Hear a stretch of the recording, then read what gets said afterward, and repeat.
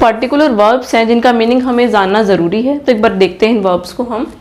Have का मतलब क्या है?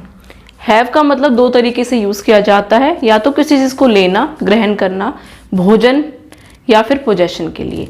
ये सभी केसेस में have lunch, have a good time, have a dream, यानी मैं एंजॉय की सेंस में यूज़ कर रही हूँ। लेकिन पोजेशन की सेंस में मैं कैसे बोलूँगी? I have a car. ठीक है, आप यहाँ पे एक बात और ध्यान रखना कि हैव का मैं हैविंग कब बना सकती हूँ। अगर मैंने हैव का लिखा हैविंग, मैंने लिखा आई एम हैविंग लंच, यानी मैं खाना खा रही हूँ या एंजॉय कर रही हूँ। I am having a party, ये करेक्ट है। लेकिन अगर पोजेशन की सेंस में मैं हैविंग यूज कर रही हूँ, I am having a car, that is incorrect. यानी पोजेशन के केस में सिर्फ हैव यूज होता है, हैविंग यूज नहीं होता है। लेकिन इन सभी केसेस में क्योंकि हम भोजन लेना, ग्रहण करना या आनंद लेना की सेंस में अगर इसका यूज कर रहे हैं तो हैव के साथ आईएनजी यूज हो सकता है। इसके अलावा आप ये भी ध्यान रखेंगे, हमेशा अक्सर हम क्या कहते हैं, आप क्या कर रहे हो, आप क्या बोलते हो, मैं पेपर दे रहा हूँ। ठीक है, अगर इसको हम कन्वर्ट करेंगे हिंदी में तो क्या हो जाएगा?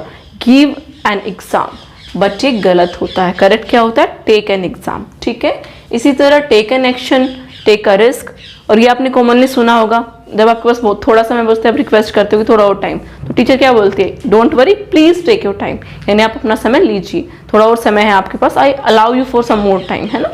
तो टेक योर टाइम करेक्ट होता है। Take an exam, take an action, take a risk, take your time, these are correct formations. जैसे कि मैं डिमांड की बात करती हूँ, किस चीज़ की डिमांड करना, उसको बोला जाता है make a demand. Make a gesture, यानी एक भाव भंगिमा दी, उसने चेहरे का कोई भाव प्रदर्शित किया, तो उसको क्या बोलते हैं? Make a gesture. जैसे मैं बोलूँ he made a gesture of anger, यानी उसने क्या किया? एंगर का भाव प्रदर्शित किया। Make a noise, don't make a noise, बचपन से सुनते आ रहे हैं, यानी शोर करना को क्या बोलते हैं? Make a noise. वादा करना को क्या बोलते हैं? Make a promise. रिक्वेस्ट करना को क्या बोलते हैं? मेक अ रिक्वेस्ट, या सीधा हम रिक्वेस्ट भी बोल सकते हैं, आई रिक्वेस्ट यू। ठीक है, वो भी करेक्ट है। I make a request for something, वो भी ठीक है। ठीक है, मेक अ मिस्टेक। तो इसी तरह मेरे पास कुछ और वर्ब है जिनके कोनोटेशन पेयर्स यहाँ लिखे हुए हैं मैंने। जैसे स्कीम के साथ मैं यूज करूंगी लॉन्च, लॉन्च अ स्कीम।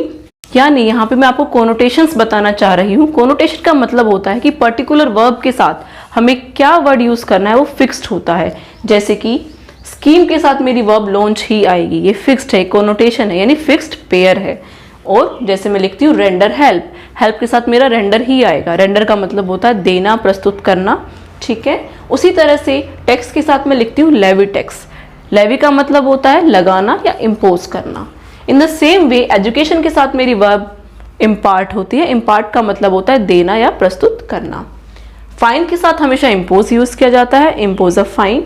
ठीक है, टैक्स के साथ हमेशा यूज किया जाता है इम्पोज अ टैक्स। इम्पोज का मतलब होता है लगाना। इसी तरह अगर स्किल्स की बात की जाए, आपने जनरली सुना होगा होन योर स्किल्स, यानी अपने स्किल्स को बढ़ाओ। तो होन मेरा पर्टिकुलर वर्ब है जो कि स्किल्स के साथ यूज किया जाता है। सेम वे हम पॉलिश या एनहांस भी यूज कर सकते हैं। आपने सुना होगा फर्निश डॉक्यूमेंट्स। यहाँ पे फर्निश का मतलब है प्रेजेंट करना। अगर मैं आपको बोलती हूँ आपका सिलेक्शन हो जाएगा, मैं अथॉरिटी हूँ, तो मैं क्या मांगूंगी आपसे? आपके डॉक्यूमेंट्स, कि candidate have to furnish the documents. ठीक है, यानी मैं ये कहना चाह रही हूँ कि आपको अपने डॉक्यूमेंट्स मुझे दिखाने होंगे। मैं एक और चीज बोलती हूँ फर्निश डिटेल्स, यानी मैं आपको ये कहना चाह रही हूँ कि आप फॉर्म भरोगे तो आपको क्या करना पड़ेगा? अपनी सारी डिटेल्स में मुझे डाल के देनी होंगी, मेरे सामने प्रस्तुत करनी होंगी। फर्निश का एक और मीनिंग भी होता है जिसका मतलब होता है सुसज्जित, यानी वेल अरेंज्ड वे में, अच्छे तरीके से अरेंज्ड, उसको भी हम फर्निश्ड बोलते हैं। यानी फर्निश्ड अपार्टमेंट आपने सुना होगा। ठीक है, एक और वर्ब मेरी होती है आउस्ट फ्रॉम की पोस्ट। आउस्ट का मतलब होता है निकाल देना या किसी से उसका अधिकार छीन लेना। ठीक है, यानी किसी को फायर कर दिया है तो मैं क्या बोलूंगी? He was ousted from the post of manager, यानी उसको उसकी पोस्ट से निकाल दिया गया है। सेम वे मेरे पास होता है टेक ओवर सम पोस्ट, यानी मैं बोलूँ रमेश मेरी कंपनी में मैनेजर की पोस्ट पे आया तो मैं क्या बोलूंगी? Ramesh took over the position of manager in my company. I hope आप सबको यहाँ तक क्लियर है। अगर आपको हमारी वीडियोस पसंद आ रही हैं तो चैनल को लाइक करें, शेयर करें और सब्सक्राइब करें। Thank you.